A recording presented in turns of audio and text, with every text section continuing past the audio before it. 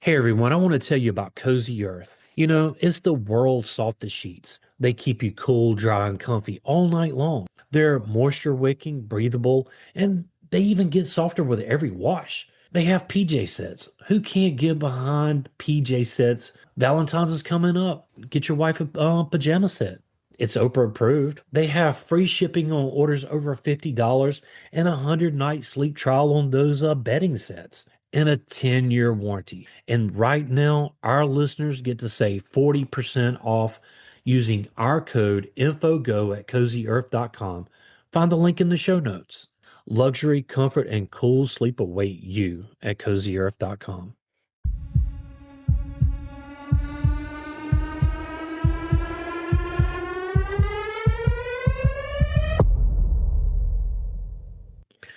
Welcome to the podcast. I'm William.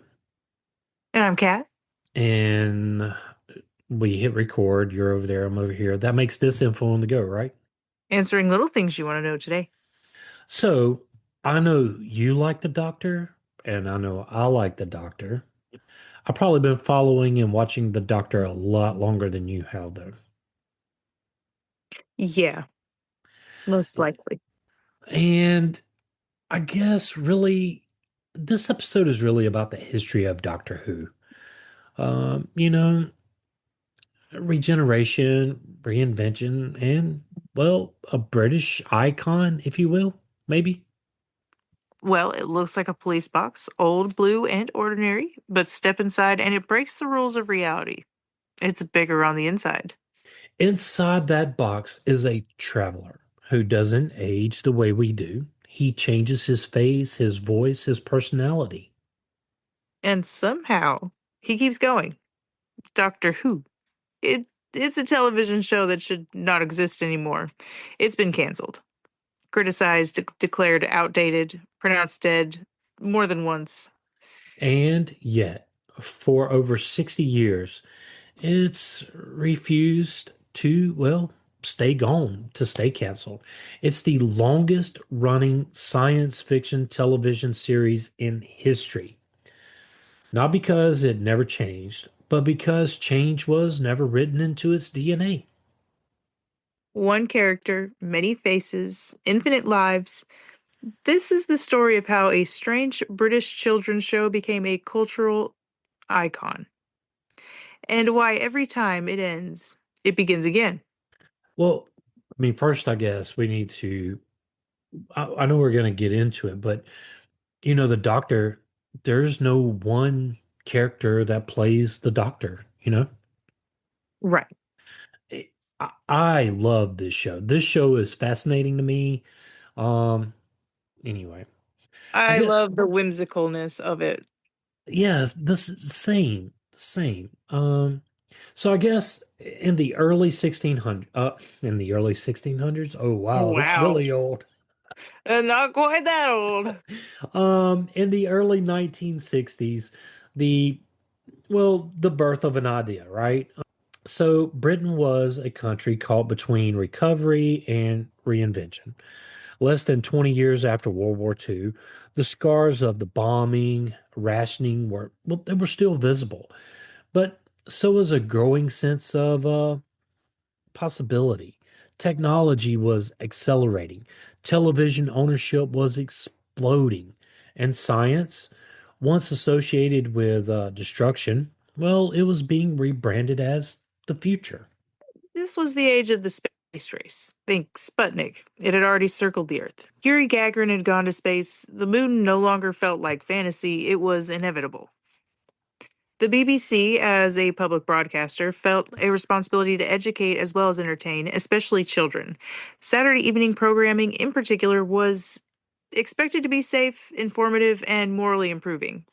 The original brief for Doctor Who wasn't to create a sci fi hit, it was to build a show that could teach history and basic science, sneaking education into adventure. Yeah, so the idea came from Sidney Newman, a Canadian-born television executive recently hired at the BBC.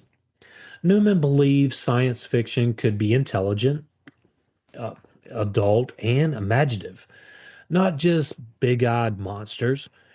He pushed for a show that could travel through time, allowing writers to explore historical events one week and scientific concepts maybe the next week.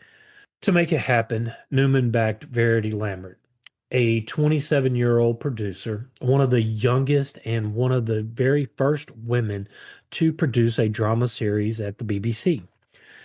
At a time when television production was dominated by, well, older men, Lambert faced constant skepticism, but she fought to keep the shows ambitious, strange, and experimental. Well, she just fought very hard to keep it what we know today. Yeah. The original concept was simple but flexible: a mysterious traveler, a machine that could go anywhere in time and space, and stories that could be educated without feeling like homework. It was premiered on November 23rd, 1963. The timing could not have been worse, or even more surreal. So, the day before its first episode aired, President John F. Kennedy was assassinated. Britain, like much of the world, was in shock. Television schedules were disrupted, viewership was distracted, and debut went almost unnoticed. Did you Well, know that the Doctor uh, aired in 63, 1963? mm-mm. I didn't either. I thought it was a lot younger than that. I thought it aired in like the 70s, maybe. Well, no, I knew that it was the 60s, but I didn't specifically know that it was 63. And talk about timing. I mean, JFK is assassinated the same day that it's supposed to go worldwide. Right, that's just sad. Yeah, I mean, very sad. But the BBC, well, it aired the episode again the following week, and slowly, quietly, a strange little program about time travel, well, it began to find its audience. No one involved expected it to last decades. It was commissioned as a modest children's series, a risk, and an experiment.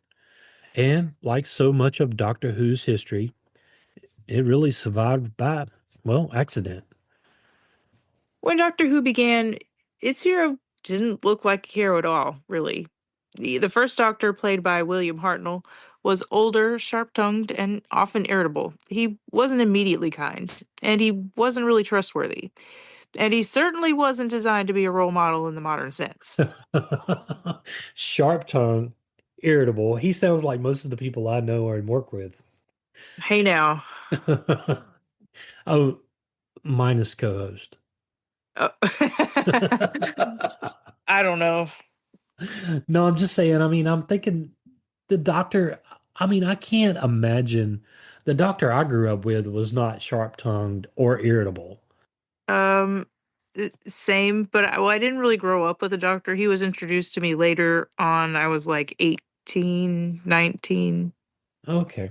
Okay. His character, that Hartnell, um, was a mysterious and alien, less a friendly god and more of an unpredictable force. He could be warm one moment and cold the next. He lied, manipulative. He even considered abandoning his companions when things became inconvenient. And this wasn't a superhero. It was a strange traveler with his own agenda. To ground this alien figure, the show paired him with companions who represented the audience.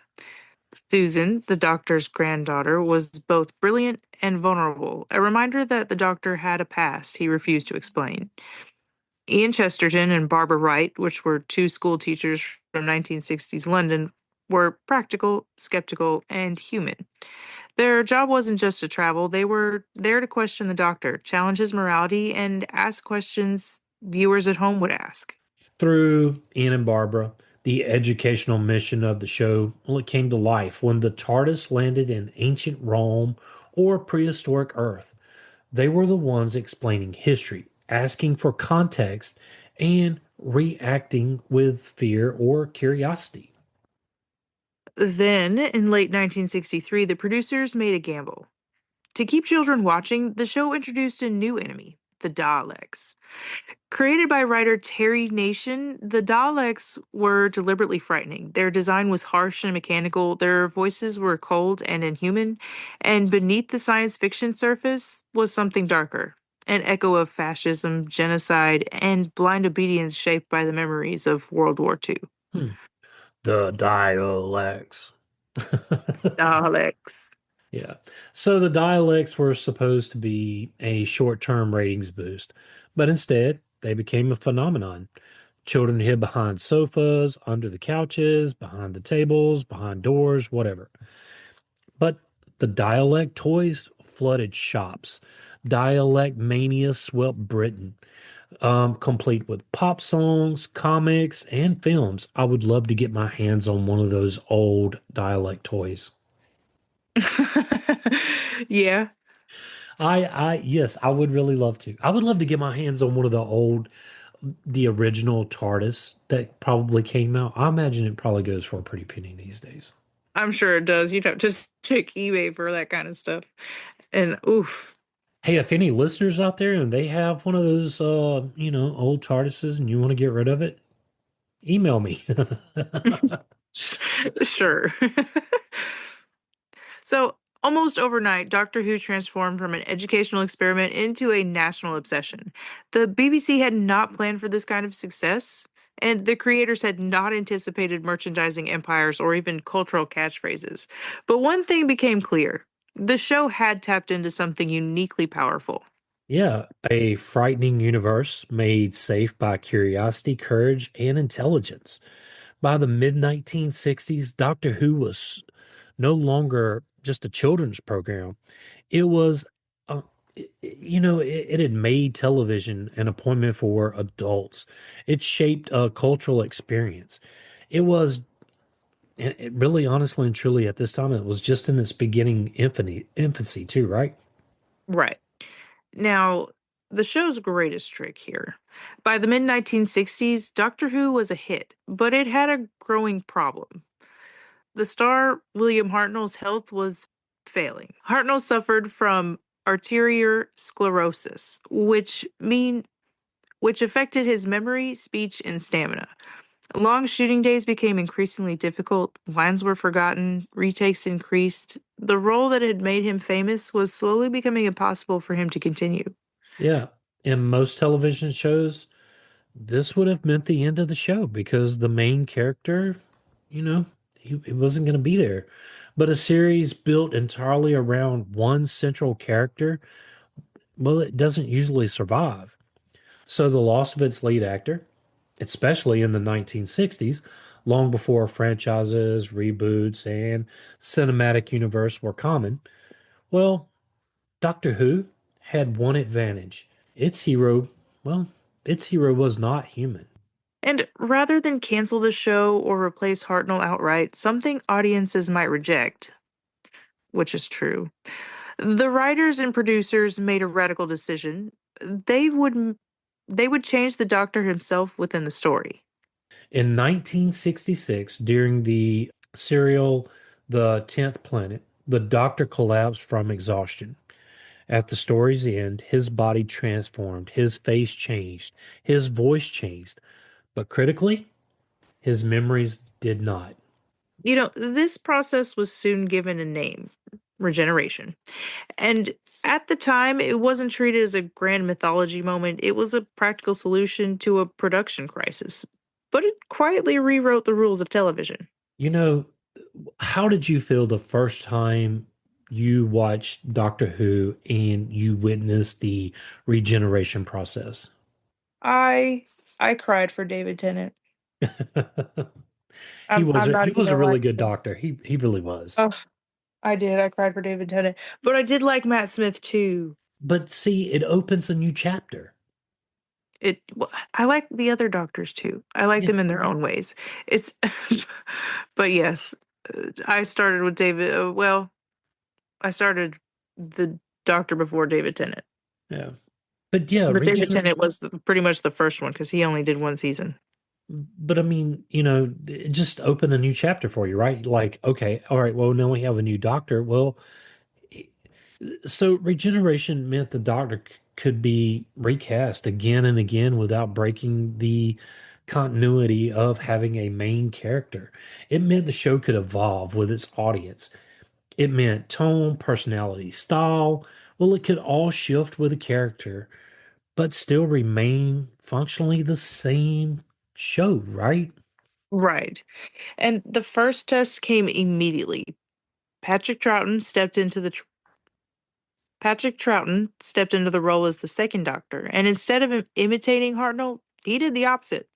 Troughton's doctor was playful, whimsical, deceptively foolish, and he used humor as a weapon. He pretended to be harmless while outsmarting his enemies, where Hartnell was stern and distant.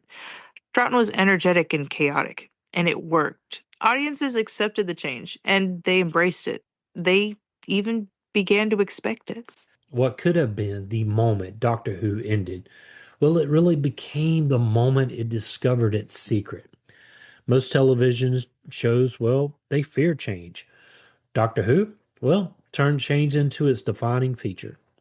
Regeneration wasn't just a clever plot device, it was a philosophical promise that the show could, well, it could never die and it could be reborn without losing its soul. And that single idea would carry Doctor Who through every era that followed. Exactly. Now, by the dawn of the 1970s, Britain and Doctor Who were entering a period of transformation. Television was shifting from black and white to full color, and audiences were changing with it. Social authority was being questioned, institutions were no longer automatically trusted, and science fiction was becoming darker, more political, and more reflective of real world anxieties. So this changed with the third Doctor, played by John Pertwee? Pertwee. Okay. Unlike his predecessors, Pertwee's Doctor spent much of his time stranded on Earth. The Time Lords had exiled him, grounding the series both literally and thematically. The universe was no longer just something to explore, it was something that could be threatened at home. This era introduced UNIT, the United Nations Intelligence Task Force, a military organization tasked with defending Earth from alien incursions. The doctor worked alongside soldiers, scientists, and often government officials, kind of reluctantly, though. Now, he was an authority figure who constantly challenged authority, a reflection of Britain's own uneasy relationship with power in the post imperial era. Wow, I didn't know it went back that far. Mm Huh. So, this doctor was sharply different in tone. He was elegant, action oriented, a man of gadgets, vehicles, and martial arts. Yeah, I just can't see the doctor being martial artsy. I don't know though. He's been around forever, so I'm sure he is. I mean, I I would hope that he is if he's been around for that long, you know what I mean? I would hope he would know something. Some Time Lord secret death trap like the Vulcan neck thing. Something, something. He's should have something. In Yeah, any case, you know, well, but I mean, he really just kind of embraced the James Bond era, I guess, you know? kind of, I Okay. guess. Then came Tom Baker. He was tall, wild haired, wrapped in an impossibly long scarf. Now, Baker's fourth doctor became the face of the show for an entire generation and beyond. His performance blended eccentric humor with sudden darkness, and he could be absurd one moment, terrifyingly serious the next. Hold on. This is the doctor that I know. Ah, Yeah, he was I know you're gonna get into it, but he had this gothic air, around him. I don't know, but he was also whimsical. I don't know. He was, in my opinion, of the doctors. He was by far all of the doctors wrapped into one. If that makes any sense. He could be dark, he could be humorous, he could be terrifying, he could be funny. Like it was just he was all over the place. I. What were the episodes that got deleted? Yeah, I mean, we're gonna get into some of those episodes, but yeah, I think this for most of our listeners, this is gonna be the doctor they're gonna know. Okay. All right. I don't think I know this one. This era leaned heavily into science fiction horror, body horror. a cosmic terror, mad scientist, and gothic castles. Okay, now I think I'm going to have to go find this part because that sounds pretty cool. There's influences from Hammer horror films that were unmistakable, and Doctor Who embraced the fear. This was the era that truly cemented the tradition of children hiding behind sofas, watching terrified and unable to look away. Yeah, because you got to think color television is coming out and it's really amplifying everything. You have alien landscapes, they become more vivid. Monsters became more grotesque. Violence and suspense, well, it really felt sharper than those black and white televisions. I can see that. I can see that. And crucially, this was the period when Doctor Who began to travel beyond Britain in a meaningful way. Through syndication, especially on public television in the United States, the Fourth Doctor introduced international audiences to the show. For many viewers abroad, Doctor Who didn't begin in the 1960s at all. It began with Tom Baker.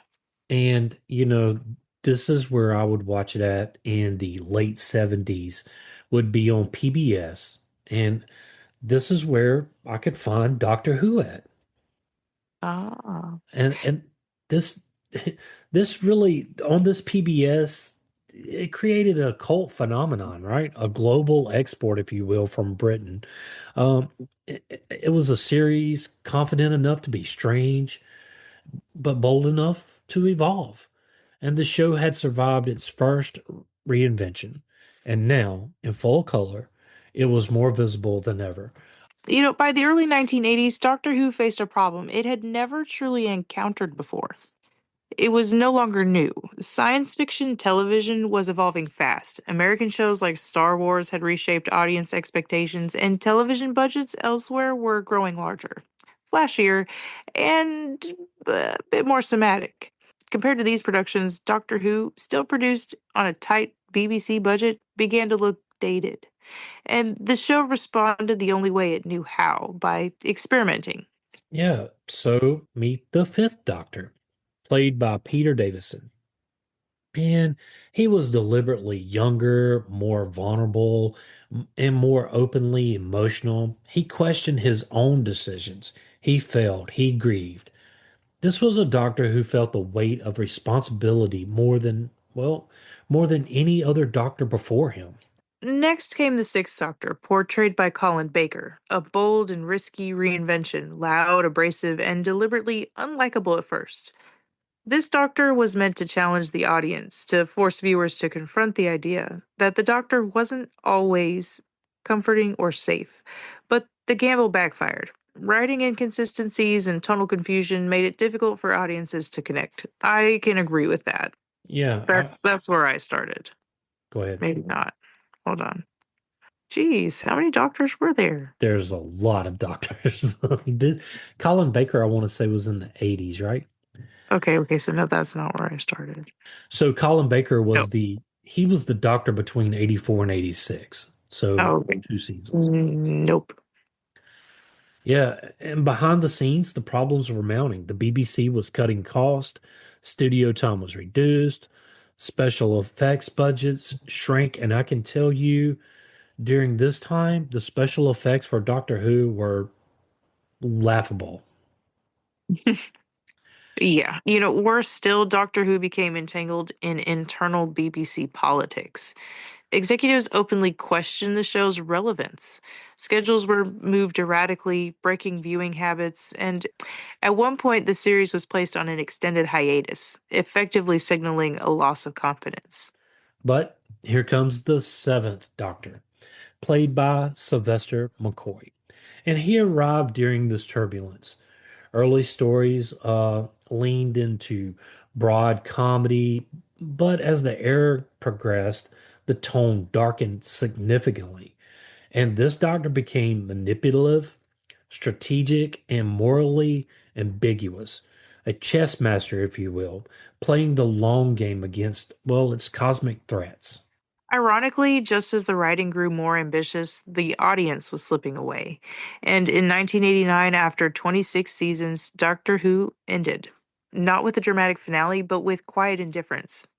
There was no official announcement of cancellation. The show simply stopped being made. There was no farewell, no regeneration, no closure.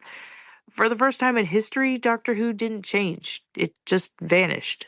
Yeah, and as many assumed, that was the end. And I say before we get to a show that refused to die, we take a quick break. What do you think? Sounds good to me. Stay with us. We'll be right back. William, I know how you love matcha tea with coconut milk. Yeah, it's clean energy without a crash. Then you'll love Mantra Matcha.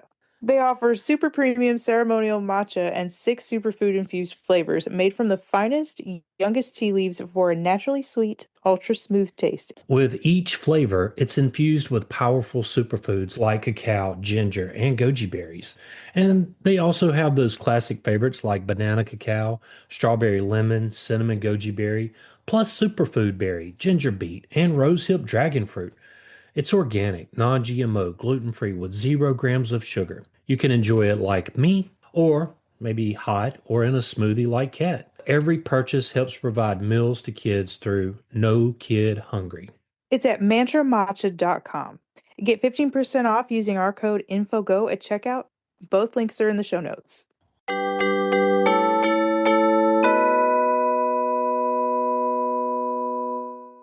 Hey, everybody, we want to tell you about strong coffee. Every morning it starts with a choice. You can settle for just coffee, or you can rise up with strong coffee. And it's the world's strongest cup of joe. Strong isn't just a drink, it's a movement. It stands for striving to reach our natural greatness. It's born from one simple need: to be better. They rebuilt coffee from the ground up, infusing organic coffee with collagen, protein, nootropics, and functional ingredients that fuel your body and sharpen your mind. No crash, no compromises, just clean energy, focus, and flavor that fires you up. Yeah, so whether you're chasing kids, chasing goals, or chasing greatness, don't just do it with coffee, do it with strong coffee. And our listeners can save 20% off just by using our code INFOGO at checkout.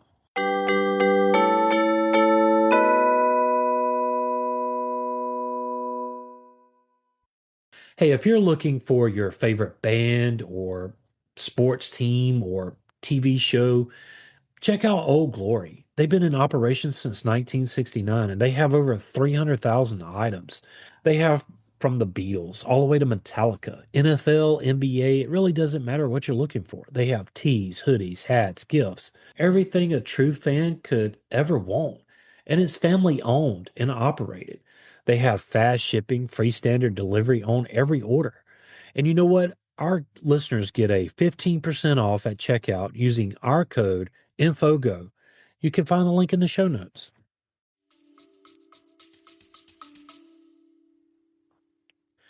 Okay, now that we're back, so we're going to get into the show that refused to die. So, when Doctor Who left television in 1989, it didn't go out in a blaze of glory. It just simply disappeared.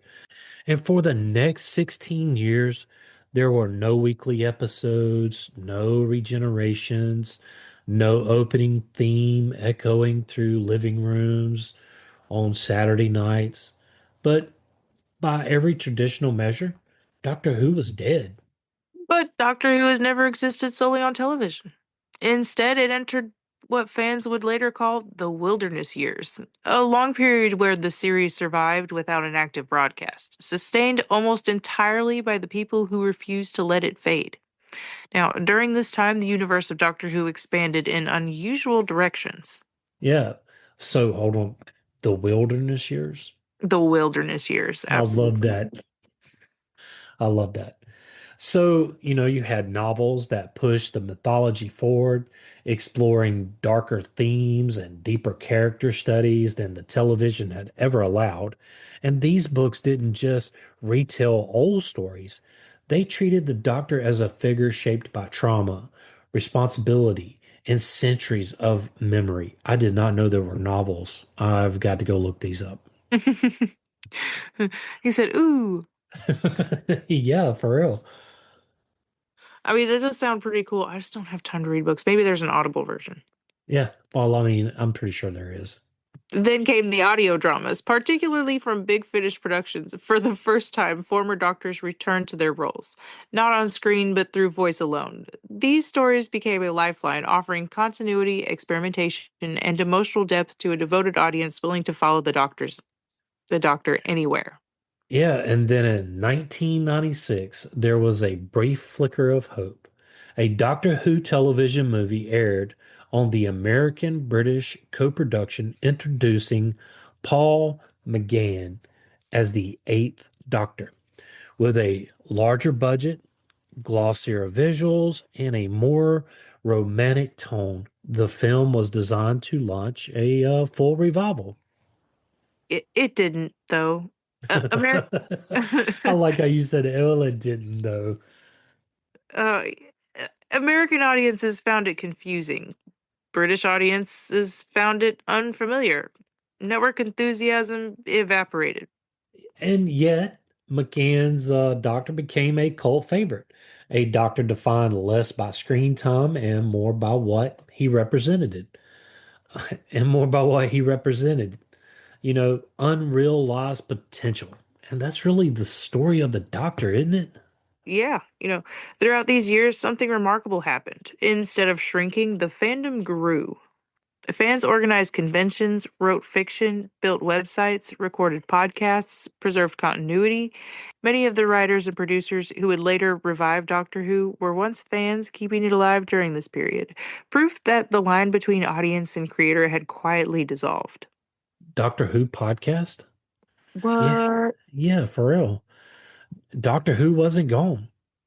He was just waiting. The doctor, he was just waiting. The doctor was waiting for that right moment, the right technology, and the right people to bring him back because, well, he's the doctor, you know? Right. This And is his universe. Death is rarely permanent for him. so in 2005, Doctor Who returned, not as a nostalgia project, but as a modern television drama. Writer and showrunner Russell T Davies, a lifelong fan, rebuilt the series for a new era. The revival kept the core concept and updated everything else: faster pacing, cinematic storytelling, and a strong emotional focus on relationships and consequences. Christopher Eccleston as the ninth doctor. And he was a good doctor, in my opinion. And he introduced a more visible, scarred version of the character, haunted, compassionate, and shaped by unseen trauma. This doctor carried the weight of the past, grounding the fantasy in real emotional stakes. And, well, the gamble, it worked. Viewership exploded. Doctor Who became mainstream again, and this time for a global audience. You know, that success accelerated with the 10th Doctor, played by David Tennant. Okay, so that's who I started with. Yeah, he was a good doctor too. I mean, I think the two, whenever Well, they revived it, I started with Christopher Eccleston. okay, I just wanted to make sure. I've been waiting for David Tennant to pop up because I know that I started with the dude before him. okay, all right, yeah. And the revival, I think, of the Doctor, it really kind of brought it back a little more modern. Does that make Mhm. sense? Yes. Okay. So, um, I was initially shown the black and white versions and a little bit of the guy with the scarf, but I really couldn't get into those. If you're, I The just budget couldn't. was low. Yeah. You had to really use your imagination and You really did. and get past the fact that he's holding a flashlight or whatever he's holding and like Oh man. running down those little corridors made out of aluminum foil. So I was shown clips of those. So going through this, I do remember like bits and pieces. But no, I wouldn't say that I started with those because I couldn't, respectfully. Hey, that's what I've been trying to tell you. The toys that I grew up with, they sucked. Uh, I do Along apologize, my along good with the sir. along with the television shows too. But I mean, your generation saved it for mine, so there's that. All right. Well, I mean, honestly and truly though, um, I still love the Doctor. I mean, even now. That success accelerated with the 10th Doctor, played by David Tennant. He was charismatic, tragic, and endlessly quotable. Tennant's era coincided with the rise of online fandom. Conventions grew, fan communities flourished. Doctor Who became not just a show, but an international pop culture presence. And I follow him on everything. I follow David Tennant on everything. Yeah, but reinvention again, right? The series reinvented itself once more under Stephen Moffat, shifting toward denser science fiction ideas and long form storytelling. Matt Smith brought youthful energy and fairy tale wonder, while Peter Capaldi explored an older, more introspective Doctor, sharper, morally complex, and deeply reflective. I can see that. In 2018, the show crossed a historic milestone with Jodie Whittaker as the first female Doctor. And her casting sparked global conversation, cultural debate, and significant shifts in audience reception, underscoring once again that change has always been part of the show's identity. Most recently, Russell T Davies returned, guiding the series into a new phase with Nishuti Gatwa as the Doctor. Backed by a Disney partnership, Doctor Who entered the streaming era, aiming for broader reach, higher production values, and a new generation of viewers. And yes, I have watched it. There's different faces, different tones, and the same experiment running again. Yes, I have watched it too. Actually, I don't think I've ever watched a bad episode of Doctor Who. No, no, me either. I love the Doctor. I love all the different encounters that they have. Hmm. So really, why does Doctor Who endure? Well, Doctor Who has lasted more than 60 years, not because it resists change. Well, because it really depends on change, right? At Right. its core, the series is built around a handful of enduring themes. Change is not treated as failure, but as survival. Hope persists even in the darkest futures. Curiosity is framed as a moral good. The belief of understanding the universe matters. And unlike many science fiction heroes, the Doctor's greatest weapon, it's not force, but moral responsibility, choosing mercy, intelligence, and compassion, even when violence could be easier. And I can say there have been times where violence would have been easier, but he chose to take the long way around. Yes, absolutely. Almost every time.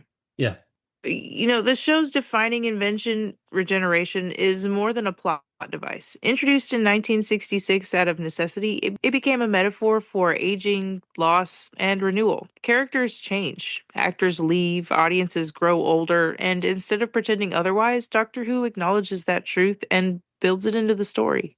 yeah. And I think that flexibility alone allows each generation to meet a new doctor in a different form. Some viewers remember the Doctor as frightening, others as funny, romantic, furious, or kind. There is no single definitive version because the Doctor reflects the era of people that are watching. In a television landscape where most shows are frozen in time, Doctor Who survives it by evolving with the culture around it. So, hey, William, let's say we do what we do and do 10 facts about Doctor Who. That people probably don't know the Doctor's name. The character is simply called the Doctor. His real name is, well, it's never been revealed in the show. The mystery has fueled decades of fan speculation and storytelling. He's simply the Doctor. Right. The TARDIS exterior, the blue police box design was chosen because it was cheap to build and recognizable. Originally, the TARDIS was meant to blend into its surroundings, but the chameleon circuit was written to be broken as a permanent feature. I love the fact that it's a blue police box. I can't imagine the TARDIS being anything else. Exactly. You know, Uh, okay. Nobody these days are really going to know what that is, though. The oldest actor to play the Doctor was William Hartnell, and he was the first Doctor, and he was age 55 when he started playing the role. Peter Capaldi was 55 when he became the 12th Doctor, making him one of the oldest actors in the role. The Daleks were almost 10 men before, really? I mean, they have 10 men later, too. They have 10 men somewhere else. Could But in you any case, imagine them being like the Wizard of Oz? no. Before finalizing the Daleks, Terry Nation experimented with different monster designs, including humanoid tin men, a concept called the mutants. The final design's iconic look came from artist Ray Cusack. Which is basically a trash can over. No, Yeah. they're really not. I mean, I'm not picking. I mean, I know when they first came out, the show didn't really have a lot of budget, so I mean, it's more like a bedazzled kind of like R2D2 type deal, in my opinion. yeah. So lost episodes. There are about 97 episodes from the 1960s that are missing due to the BBC tape wiping practices. Some have been reconstructed with audio recordings and animation. And we talked about that in our Lost Media episode where they have the audio, so they just kind of did animation with it. Mm-hmm. And we talked Right. about how sad that was. It was sad. Yeah. It is sad. Uh, so in any case, this Doctor's sonic screwdriver, which was first introduced in 1968 with the second Doctor. The sonic screwdriver was initially a simple futuristic tool, but it has really become the Doctor's signature gadget. Yeah, you got to have that sonic screwdriver if you want to be the doctor. Yes. Yeah.